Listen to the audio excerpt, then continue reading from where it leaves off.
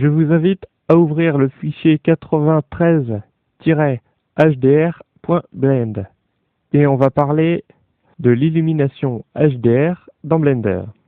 Alors avant d'aller plus loin, j'indique que le fichier HDR qui est dans le blend qui vous est fourni est en Creative Commons et je dois citer l'auteur de ce fichier HDR, donc je le fais, voilà. Donc vous pouvez retrouver l'auteur sur cette page ici, zbyg.deviantart.com.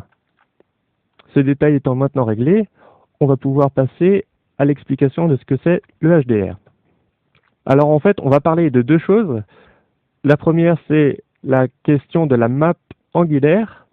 Donc basiquement, une map angulaire, c'est une image prise à 360 degrés, une forme de boule si vous voulez, qui a été recompositée à partir de plusieurs points de vue. Donc comment on fait ce genre d'image? On prend une grosse boule chromée dans un environnement réel et on prend des vues de chaque côté, donc devant, derrière, des deux côtés, etc. Et une fois qu'on a pris les vues qui forment le cube, eh bien, on utilise un logiciel pour recompositer tout ça en une grosse boule d'image. Et cette boule, on va l'utiliser comme map angulaire.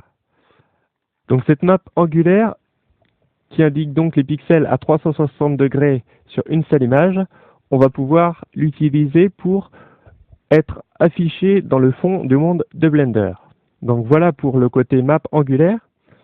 Maintenant, on va parler d'une autre particularité de certaines de ces maps angulaires, à savoir le HDR, c'est-à-dire High Dynamic Range.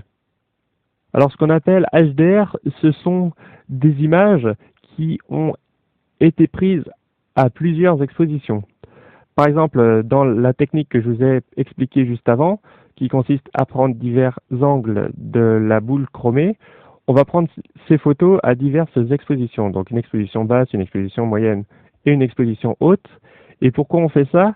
C'est pour savoir quels pixels de l'image vont réellement projeter de la lumière et quels sont les obstacles, entre guillemets, qui ne vont pas projeter de lumière. Donc ça permet de savoir de cette manière quels sont les pixels qui vont émettre de la lumière pour de vrai et de quelle couleur et avec quelle intensité. Maintenant que ces deux choses sont bien définies, donc angulaire et HDR, on va pouvoir parler de ce que j'ai fait dans le fichier d'exemple. Donc pour commencer, je suis dans les textures et dans les textures, je suis dans le mode monde. Donc en fait, j'ai simplement ajouté une nouvelle texture en mode monde. OK?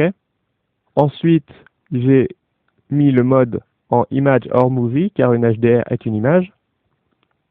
J'ai été chercher le fichier HDR, comme vous le voyez. Dans l'onglet Mapping, au niveau des coordonnées, j'ai mis AngMap, donc map angulaire, à 360 degrés.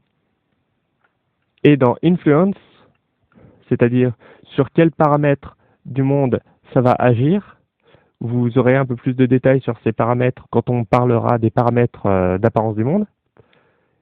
Donc au niveau de l'influence, j'ai juste mis horizon. Donc ça va s'afficher sur le fond d'horizon.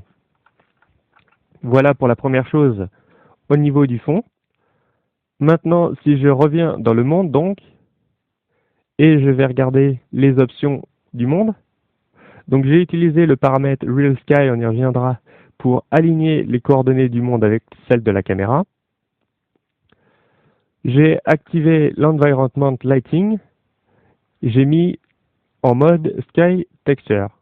Donc en fait, j'utilise la texture qui a été assignée juste avant, donc la fameuse HDR, et donc je l'utilise en tant qu'Environment Lighting. Enfin, encore une fois, le mode Sky Texture ne fonctionne qu'en mode Ray Trace. Donc bien en mode Ray Trace. Et donc maintenant, si je lance le rendu, alors encore une fois, ça peut prendre assez longtemps suivant la puissance des machines.